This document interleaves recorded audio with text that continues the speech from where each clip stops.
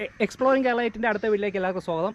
നമ്മളിപ്പോൾ എത്തിയിരിക്കുന്നത് മോഹനൻ ചേട്ടൻ്റെ തന്നെ പടവല തോട്ടത്തിലാണ്. ഇത് കണ്ടോ, ഇത് മുഴുവനും പടവലമാണ് നിൽക്കുന്നത്. ഈ ബാക്കിൽ നിൽക്കുന്ന മുഴുവനും പന്തലിട്ടിരിക്കുന്ന പടവലമാണ്. ഇതിൻ്റെ അപ്പുറത്തായിരുന്നു കോവൽ കൃഷി. നമ്മൾ ഓൾറെഡി ഒരു വീഡിയോ ഇട്ടിട്ടുണ്ട്. ഇതിൻ്റെ ഇപ്പുറത്താണ് നമ്മൾ കഴിഞ്ഞ ദിവസം ഇട്ട പയർ കൃഷി. കണ്ടോ, പയർ കൃഷി ഇവിടെ ഉണ്ട്, ഇവിടെ പടവലമുണ്ട്, അപ്പുറത്ത് കോവലുണ്ട്. അപ്പോൾ ഒരു യഥാർത്ഥ കൃഷിക്കാരൻ തന്നെയാണ്. അപ്പോൾ നമുക്കിനി ഈ പറയുന്ന മോഹനൻ ചേട്ടൻ്റെ ഇന്നത്തെ പടവലം കൃഷി ഒന്ന് കാണാം.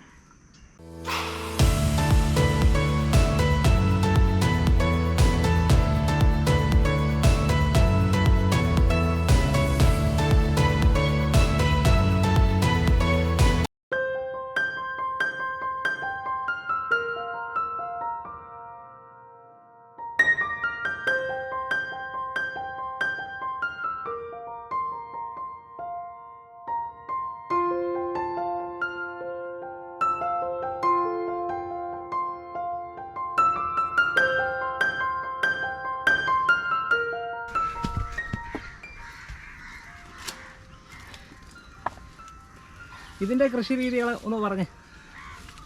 ഇത് 5-6 അടി അകലത്തിന് പിന്നെ തടം കൊത്തി പടവലം തൈ വെക്കുക. അത് തൈ വെക്കണം, അരിയല്ല. അരി കിളിപ്പിച്ചിടുക, അല്ലെങ്കിൽ തൈ വെക്കുക.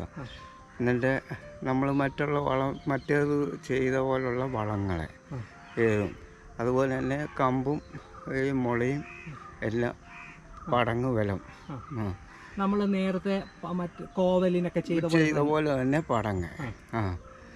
അത് നല്ല രീതിയിൽ പടങ്ങിടണം. പടവലത്തിന് ഭാരം കൂടുതലാണ്. അത് ഒടിഞ്ഞു പോയാൽ പിന്നെ ഇത് പൊട്ടി പോവുകയും ചെയ്യും. പടങ്ങിന് നല്ല ബലമായിരിക്കണം. അത് ഈ മുളകൾ തന്നെയാണ് ഉപയോഗിക്കുന്നത്. ഇത് നട്ട് കഴിഞ്ഞാൽ എത്ര മാസത്തിനുള്ളിൽ? 45 പൊക്കം പൂവ് കായാകും. അത് ശരി, കായാകും, ചെറിയ കായായി തുടങ്ങും. പയറും 45 പൊക്കം ആകും. പയറും പിന്നെ പടവലവും 45 പൊക്കം ആകും. അത് ശരി.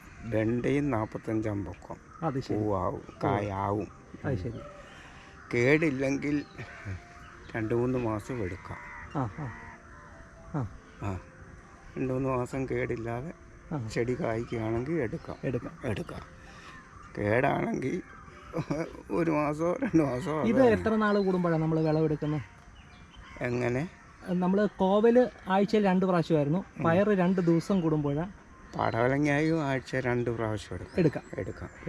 അല്ലെ ആഴ്ചയിൽ 1 എടുക്കുന്നവരുണ്ട്, ആഴ്ച 2 എടുക്കുന്നവരുണ്ട്. പടവലങ്ങ കൂടുതലാണ്, ആഴ്ച 2 എടുക്കും. കുറവാണെങ്കിൽ പിന്നെ ഒരു ദിവസം 8 പൊക്കം എടുക്കുന്നവരുണ്ട്. നമ്മൾ ഒരു പ്രാവശ്യം ഈ ഒരു ചെടി നട്ട് കഴിഞ്ഞാൽ എത്ര നാൾ ഒരേ ചെടിയിൽ നിന്ന് കായ്ഫലം കിട്ടും? അത് ഈ 3-4 മാസം കേടില്ലെങ്കിൽ കിട്ടും. അത് കഴിഞ്ഞാൽ നമ്മൾ ഇതേ പന്തൽ അടുത്ത കൃഷിക്ക് ഉപയോഗിക്കും. കൃഷി ബലമാണെങ്കിൽ അടുത്ത ആഴ്ചയിൽ തന്നെ ഉപയോഗിക്കും. അല്ലെ പിന്നെ പൊളിച്ചു കളയും. അങ്ങനെയാണ്. നമ്മൾ കഷ്ടപ്പാട് കൂടുതലാണ്. അതെ, കഷ്ടപ്പാട് എപ്പോഴും കൂടുതലാണ് കൃഷി എന്ന് പറയുന്നത്. കഷ്ടപ്പാട്.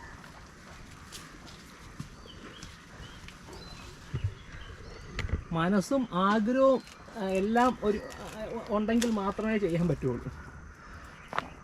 ക്ഷമയുള്ളവരായിരിക്കണം. ക്ഷമയില്ലാത്തവരാണെങ്കിൽ ബുദ്ധിമുട്ടാണ്. ക്ഷമയാണ് ഏറ്റവും കൂടുതൽ. അതെല്ലാ കാര്യത്തിലും.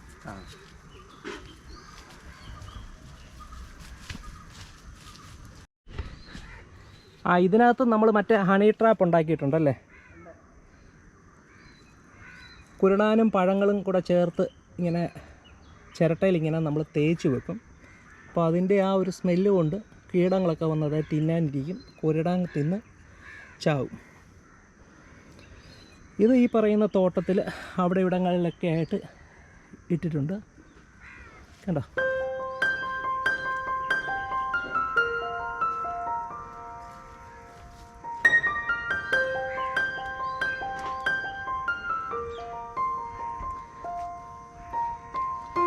പൊതുവെ കൃഷിക്ക് ഈ ഇതുപോലുള്ളൊരു സ്ഥലമാണ് ഏറ്റവും നല്ലത്. അപ്പോൾ എപ്പോഴും ഇങ്ങനെ വെള്ളം അവൈലബിൾ ആയിരിക്കും. കൃഷി എന്നാൽ ഒരുപാട് കൂടുതലാകത്തില്ല. ഇതുപോലെ ബണ്ട് പോലെ കെട്ടിയിട്ട് അതിലാണ് ഇതെല്ലാം നട്ടിരിക്കുന്നത്.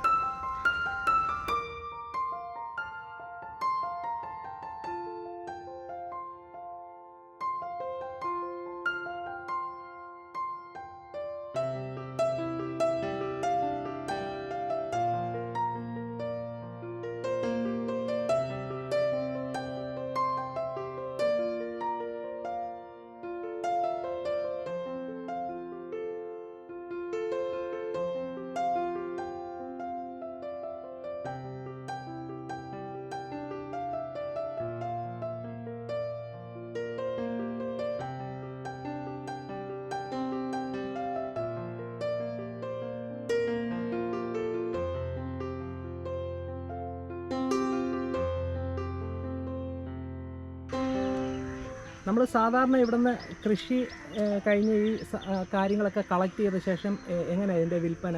ഇതിൻ്റെ ആൾക്കാർ നമ്മളെ വന്ന് മേടിക്കണോ ചന്തയിൽ കൊണ്ടുപോയി വയ്ക്കണോ? കൂടുതൽ സാധനം വരികയാണെങ്കിൽ ഹോൾസെയിൽ കടയിൽ കൊണ്ട് കൊടുക്കും. അവർ ഒരുമിച്ച് അങ്ങ് എടുത്തോളും. അവരൊന്നിച്ചെടുക്കും. എടുത്തേച്ച് അവർ കാശ് തരും, ബില്ല് കണക്ക് കൂട്ടി. ഇവിടെ ചില്ലറയ്ക്ക് വരികയാണെങ്കിൽ നമ്മുടെ പാടശേഖരത്ത് വന്ന് അവരിപ്പോൾ തന്നെ വരും. വന്നില്ല, ഇപ്പോൾ ഒരു കൂട്ടർ കൊണ്ടുപോയി. ചെങ്ങന്നൂരുകാരൻ വന്ന് പോയി. ചീരയും കൊണ്ടുപോയി, പടവലങ്ങയും കൊണ്ടുപോയി, പയറും കൊണ്ടുപോയി. പച്ചക്കറി കടക്കാർ നേരിട്ട് ഇവിടെ വന്ന് തന്നെ അങ്ങ് എടുക്കും അവരുടെ ആവശ്യത്തിനുള്ള. സത്യത്തിൽ അങ്ങനെ എടുക്കുന്നതാണ് നമുക്ക് നല്ലത് അല്ലേ?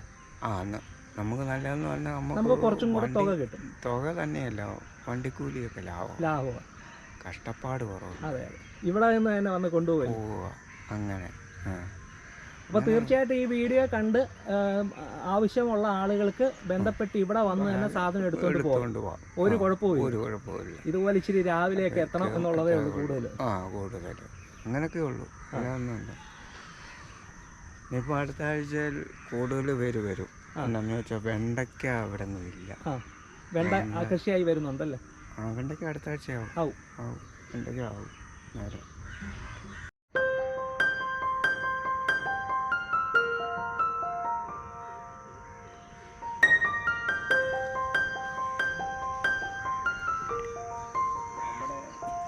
സത്യത്തിൽ ഈ ഒരു പാടശേഖരം എന്ന് പറയുന്നത് കൃഷിക്കാർക്ക് ഏറ്റവും അനുയോജ്യമായ ഒരു പാടശേഖരം ഇതല്ലേ?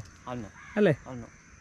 ഈ പാടശേഖരത്തിന്റെ ശരിക്കുള്ള പേര് ഐത്തിമുണ്ടവും കൊക്കോട്ടീറ പാടശേഖരം. ഐത്തിമുണ്ടവും.